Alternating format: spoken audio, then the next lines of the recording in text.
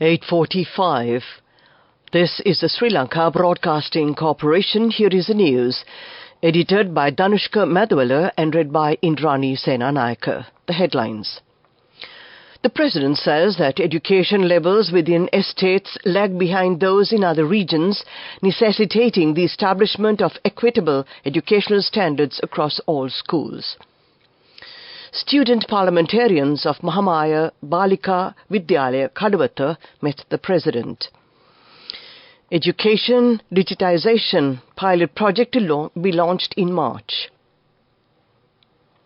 Ambassador of France for Indo-Pacific meets with the Commander of the Navy.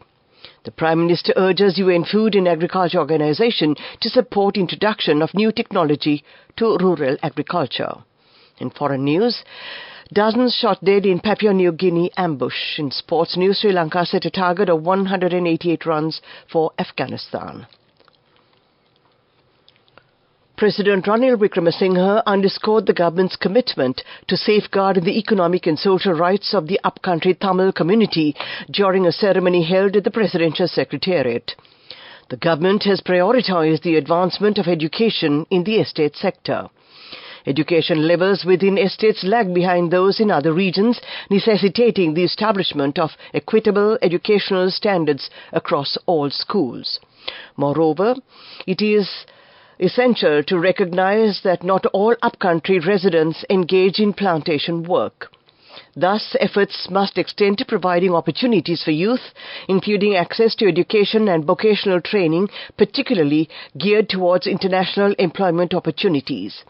Currently, under deliberation is the decision between continued plantation labor or the provision of land plots as per the plantation agreement, aiming to elevate individuals to the status of small tea plantation owners.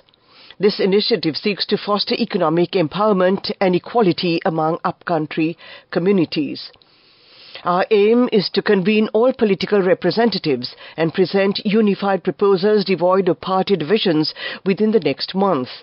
The government is diligently addressing challenges one by one. Currently, discussions are underway to find solutions for the issues facing the people of the North-East. Simultaneously, we must prepare to advance the nation's economy by addressing the concerns of the Tamils and the Muslim communities residing in the upcountry region.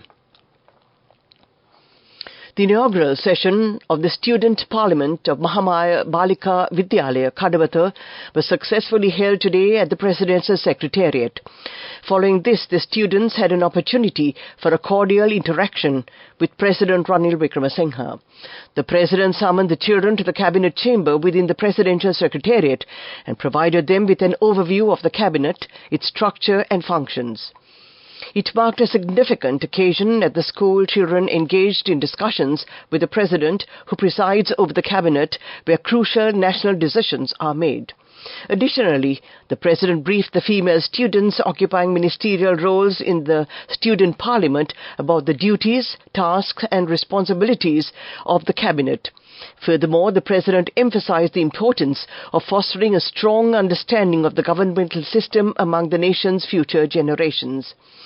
In view of this momentous opportunity granted to the students of Mahamaya Balika Vidyalaya Kadawatha, its principal, Mrs. W.R. Priyadarshini, conveyed her gratitude to President Ranil Wickremesinghe.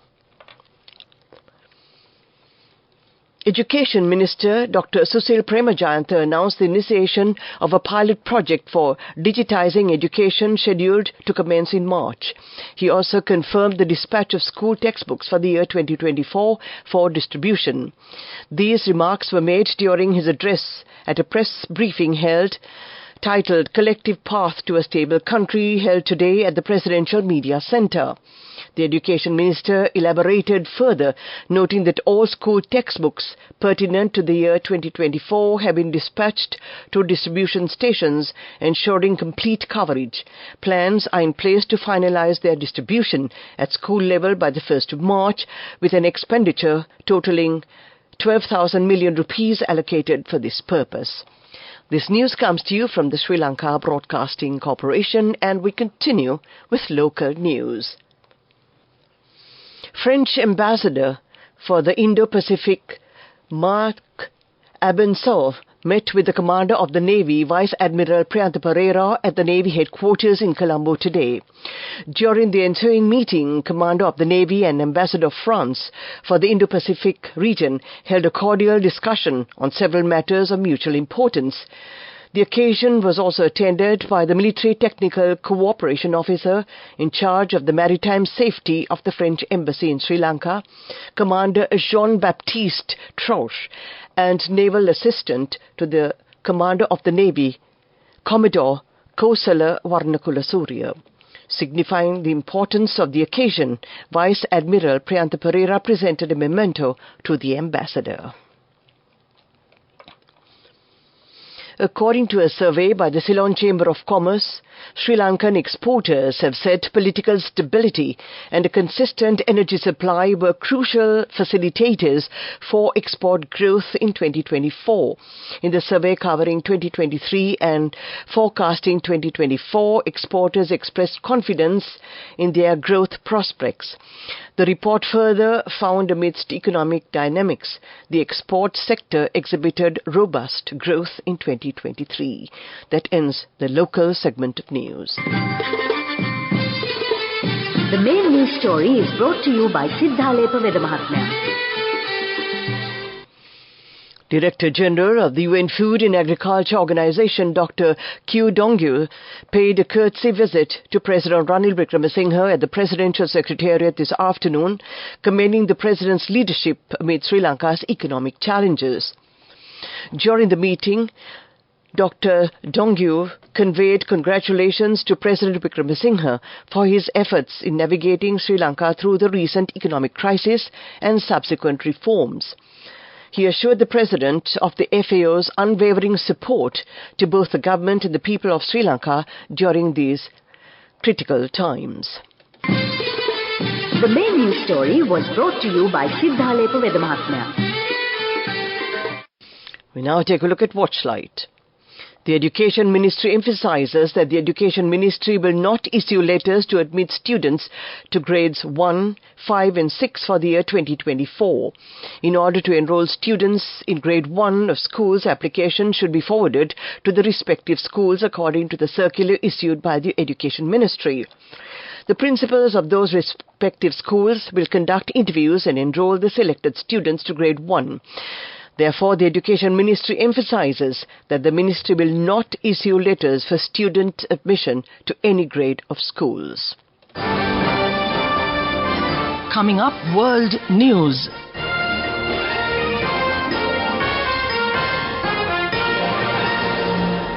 First, the headlines. Dozens shot dead in Papua New Guinea ambush. EU launches Red Sea naval mission to protect shipping from Houthi attacks.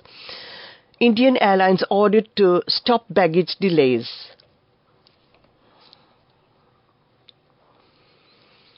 Authorities say that dozens of people have died in a tribal dispute in Papua New Guinea's remote highlands region.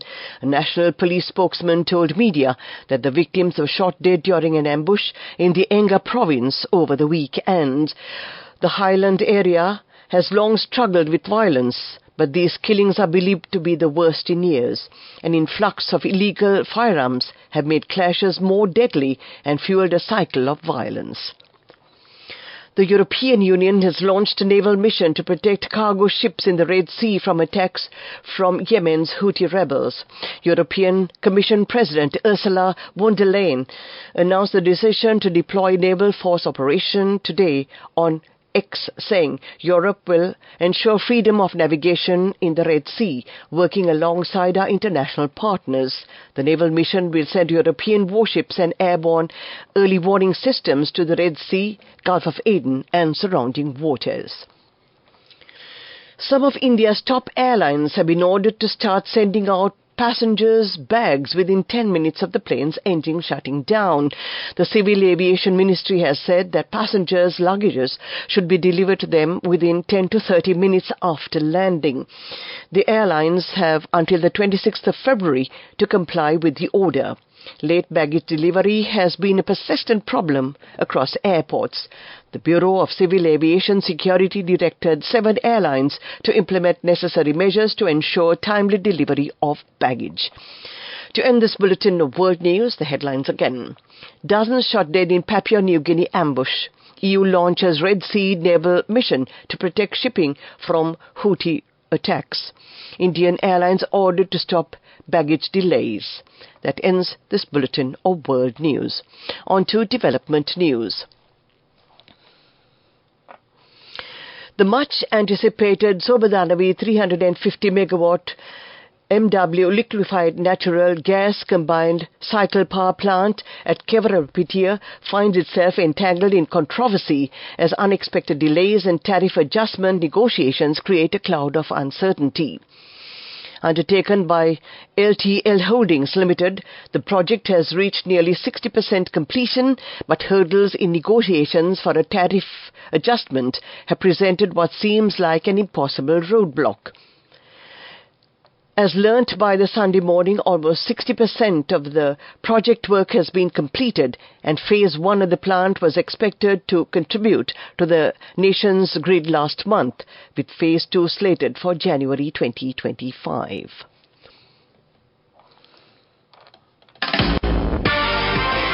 Moving on with sports news. We take a look at sports news. The second T20 international between Sri Lanka and Afghanistan is now being played at the Dambulla International Cricket Stadium. Afghanistan won the toss and chose to field. Afghan bowlers were able to take early Sri Lankan wickets as one of 6 order batsmen had managed to pass the 30-run mark. Sadira Samaravikrama scored 51 runs. At the end of the allotted 20 overs, Sri Lanka were able to score 187 runs for the loss of 6 wickets a short while ago. And we also have Formula One. Red Bull will be the focus of attention when Formula One pre-session testing starts this week in Bahrain for reasons both on track and off.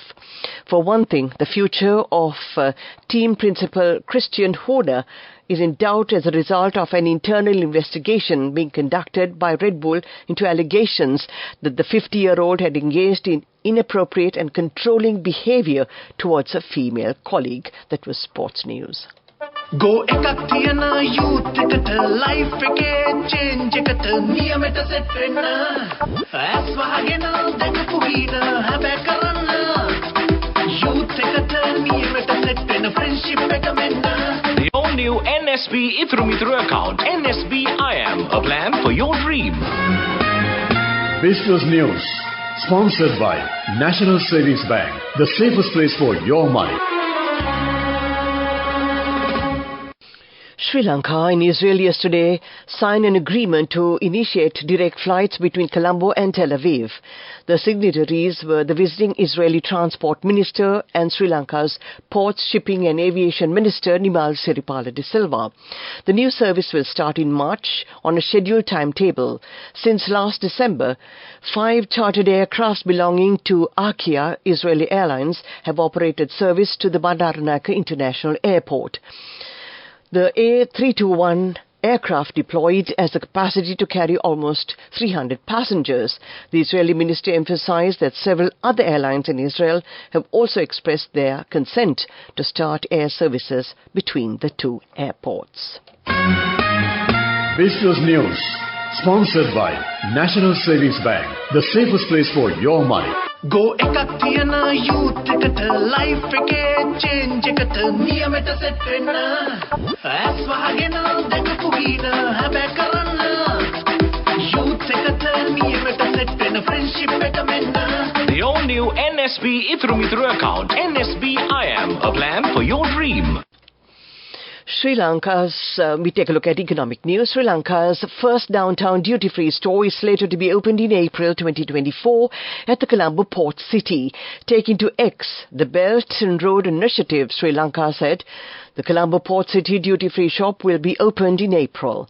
In October 2023, the Sri Lankan government gazetted the requirements that need to be met in order to conduct duty-free retail business operations or duty-free shopping mall operations at the Colombo port city.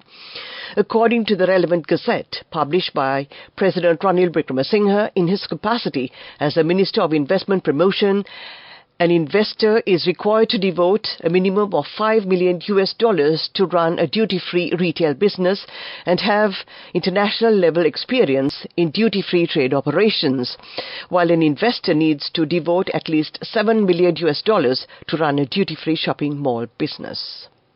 Weather report. And finally, we take a look at the weather report. A few showers may occur in the eastern Nova provinces during the morning hours. Showers and thundershowers may occur at a few places in the Sabaragama province. In the evening or at night, mainly fair weather will prevail elsewhere. Fairly strong winds of about 30 to 40 kilometers per hour can be expected at times on the eastern slopes of the Central Hills and in the northern, north-central, northwestern, over southern and eastern provinces and in the Matale and Kandy districts. Misty conditions can be expected at some places in the western and Sabaragama provinces during the morning hours. To end tonight's news broadcast, we take a look at the headlines again. The President says that education levels within estates lag behind those in other regions, necessitating the establishment of equitable educational standards across all schools. Student parliamentarians of Mahamaya Balika Vidyalaya Kadawatha met the President. Education digitization pilot project to be launched in March. Ambassador of France for Indo-Pacific meets with Commander of the Navy. The Prime Minister urges UN Food and Agriculture Organization to support introduction of new technology to rural agriculture. And in foreign news, dozens shot dead in Papua New Guinea ambush. Finally, sports news. Sri Lanka sets a target of 188 runs for Afghanistan. And that ends tonight's news broadcast. The time reads 2 minutes past 9 o'clock. This is Radio Sri Lanka.